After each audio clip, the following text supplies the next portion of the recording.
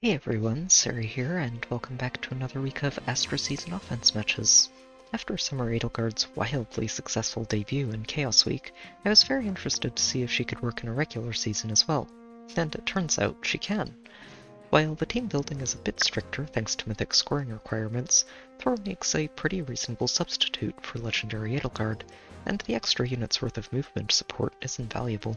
The team blends a Gale Force strategy with a hit-and-run approach, using the combination of Florina, Winter Bernadetta, and Reciprocal Aid to enable Florina's weapon in a single action. Together with Assault Troop and Florina's Super Guidance, Edelgard becomes an absurdly mobile Gale Forcer who can snipe two enemies before retreating to the other side of the map. She ended up sweeping most of the matches, but there was one match at the end that gave me an excuse to let Corrin show off in her bonus week.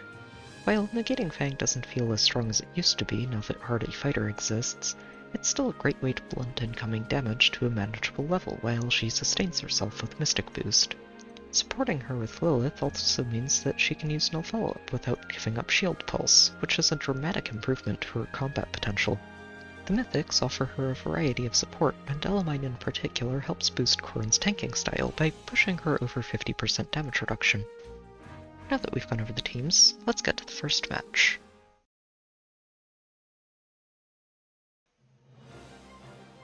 This match was a fun one early in the week, and was one of the few matches this entire week that I didn't find a way to engage on it on the first turn.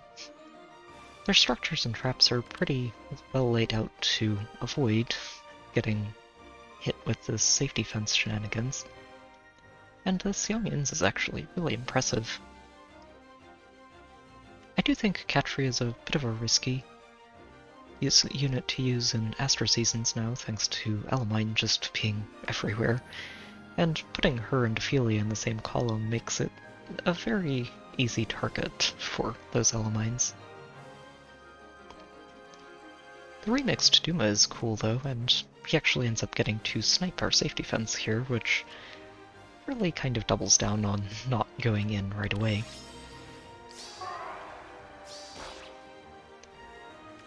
On the right side, they don't actually have a turn 1 engagement trap, so it's easy enough for us to just take this first turn to set things up before we get going.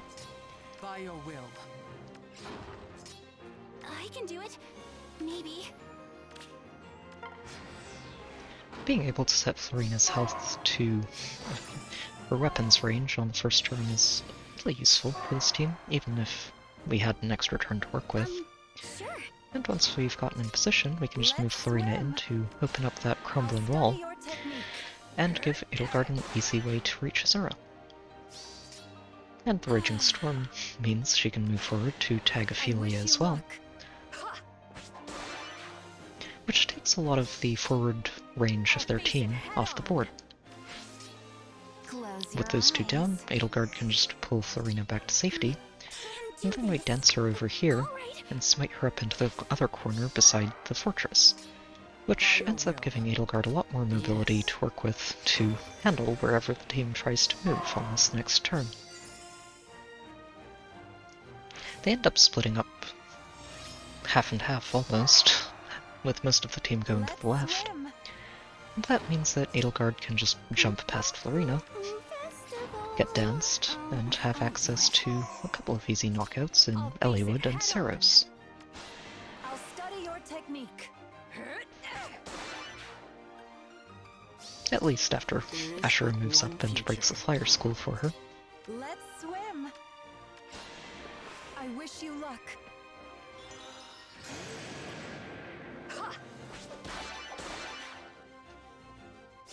And then the second action lets everyone stay very far out of the way of even the most ridiculous Katria warping shenanigans. I can do this. We're pretty far out of their range here, and, well, without a dancer, they don't have any chance of catching us. So we can just move Edelgard forward a step and dance her to reach all the way up there to the ends. We smite her here too, just to round out her buff set. Not that she really needs it at all for this part, I'll face it head on. but it can't really hurt. Wish you luck. Duma's damage reduction is really honestly a strong effect for him, but it doesn't help against Edelgard since she just hits him twice. And, well, Asher can pick up our second Aether pot, and then we can pull some more movement shenanigans. Get Florina over onto the left side, which gives Edelgard a work point to close out the match.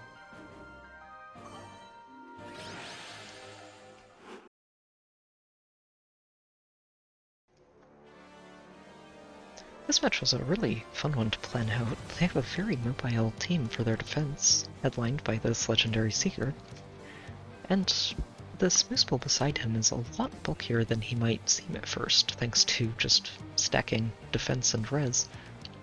And together with the Dragon Wall, it can make him very hard to actually bring down in a single round of combat.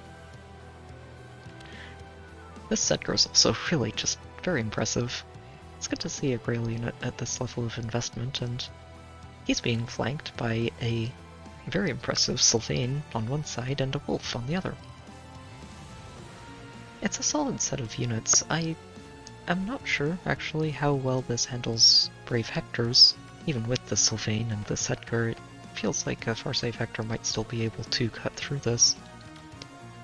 But there is still a lot of threat on this, and it's very easy for one of these cavalry units to get onto someone you might not want them to reach. Not having the traps on their front line, though, means that it's pretty easy for us to just dance Edelgard forwards, set Florina up for giving her an escape route, and then let her go in and engage on Seeker. He doesn't get any damage reduction when he's defending against a melee unit, so it's easy enough for her to break through him and then knock out Sylvain. And knocking those two out actually gives us a lot more room on the map to breathe in, so Edelgard can just retreat all the way back out of range, and we'll let the safe defense take care of their first turn.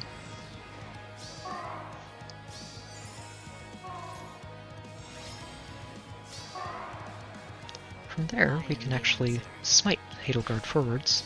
Even if this was a real hex trap, it wouldn't matter, since Edelgard still has more than 60 health, and the new position means she can go in and start with Sedgar, before moving on to Wolf, and then using her last action to move over one more time and knock out Oder.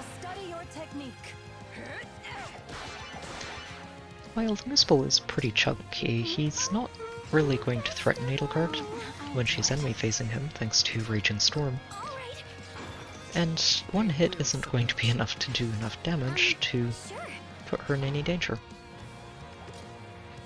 So we just have Bernie pick up one pot and clear the path to the other one. Let the Servs move over to Harsh Command Mooseball, and watch as Mooseball does very, very little before getting himself knocked out.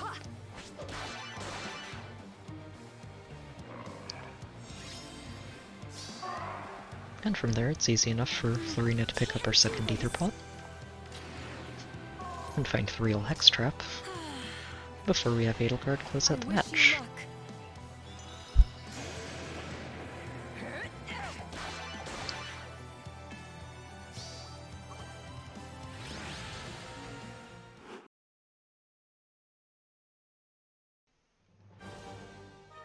This match was another fun one. It's another cavalry-heavy setup with a bit more of a classic Cavline feel to it.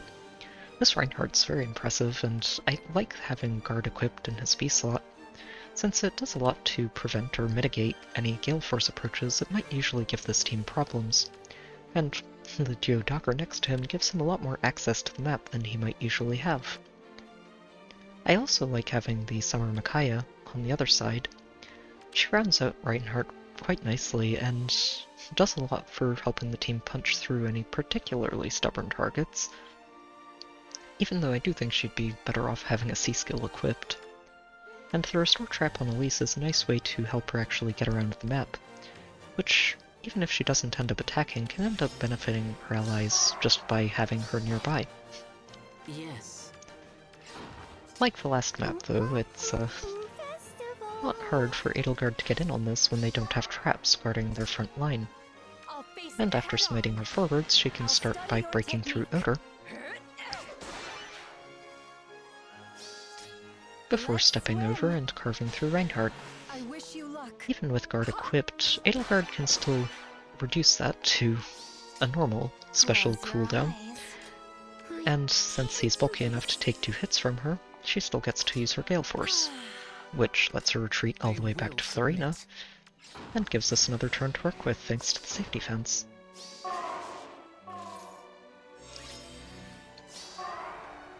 From there, it's easy enough to just smite Edelgard forward again, and let her start cleaning up the rest of the team. Elise is an easy first target, and from there we can just march down the line. I wish you luck.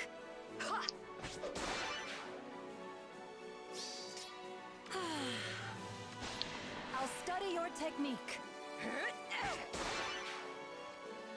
And after knocking out Micaiah, there's really nothing that's going to threaten Edelgard on this field, and she can pretty easily take a round of combat with Close your Azura. eyes. So we just work on cleaning up some structures and stall for the second Aether pot. There is but one future. Let Azura take her shot, before Mirabilis gets herself knocked out.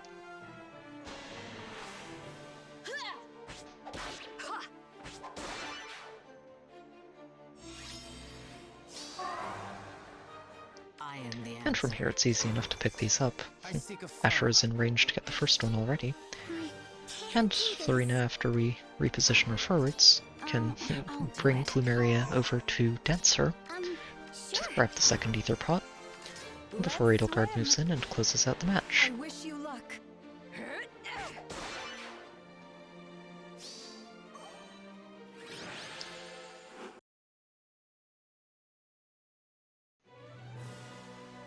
This match was a fun one to close out the week, even if it was a little bit annoying that I wasn't able to use Edelgard for this one too.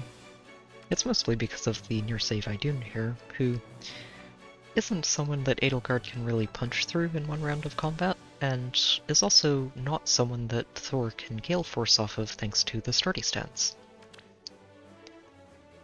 It's a very solid little setup, and uses a combination of Idun and Fjorm to make it difficult to player phase these, while the combination of Duo Dagger, Harmonic Lysithia, and Duo Chrom give them a very spooky enemy phase as well.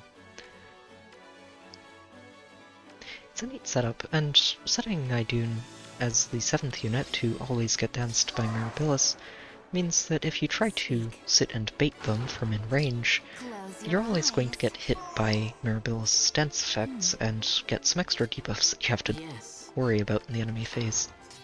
Fine. We take a couple of turns setting up here. I wanted to make sure that Corrin would actually end up tanking the Dagger and Chrom without any movement shenanigans involved, which means that we needed to break this healing tower before we get things started. Why not? With that out of the way, we can just dance Elmine and reposition her, or return her out of harm's way, Where? and then start getting everybody else into position. Their threat range is actually fairly limited here, which means it's easy enough to just get Corrin in walking distance of the defense tiles. And once we've got everything online, we can just move her in, They will submit. and line all of her support up behind her. If I must. Close your eyes. There is but one future. And from there, well, a bonus week Corrin with this much support is not going to have too many problems with a team that doesn't have any sweep effects or guard effects. Weakling. And while the Brutal Shell does mean Odor can do some damage, it's not anywhere near enough to actually threaten Corrin.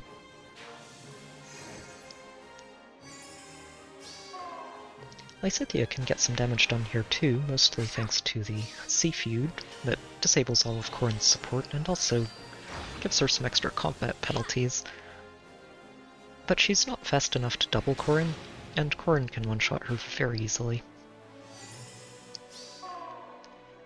And from there, nothing can really do any damage to Corrin. Crom moves in and takes his shot, but all he really ends up doing is healing her back to full health. And, well, Dogger moves in next and does exactly the same thing.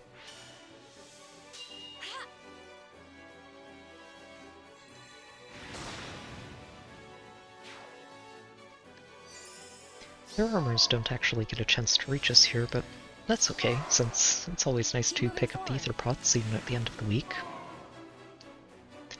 So we can just move Corrin in, I'll do it. break the pots, and move all of her support back in behind her, Yes.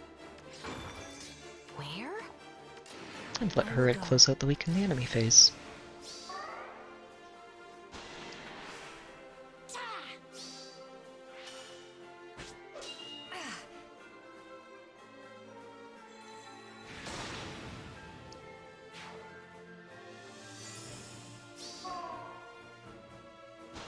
It is fun to see Corrin actually getting a chance to clear a map in her bonus week.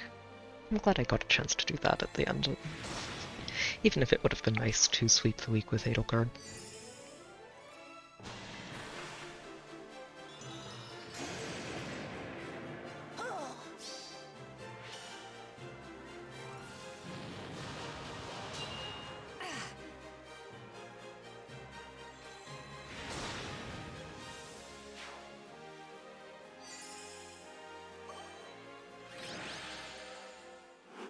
It was a really fun week overall. It's great to see Edelgard doing this well in a regular AR season, and it was also nice to give Corrin a chance to stretch her legs in her bonus week again. It's been a while since I used her. I'm looking forward to seeing how Edelgard does in the light season too, especially with Ashe to enable even more mobility nonsense. It should be a fun time. As a reminder, the AR videos are going to be shorter than usual for the next couple of months while I focus on streaming Xenoblade Chronicles instead. If you'd like to get any updates on videos and schedules, or just hang out and chat, and maybe get some peeks at some of the matches that don't make it into videos, there is a link to my Discord channel in the description, and I've also got a Patreon link there too if you'd like to help support the channel. As always, I hope you've enjoyed the video, good luck with your own matches, and I'll see you next time.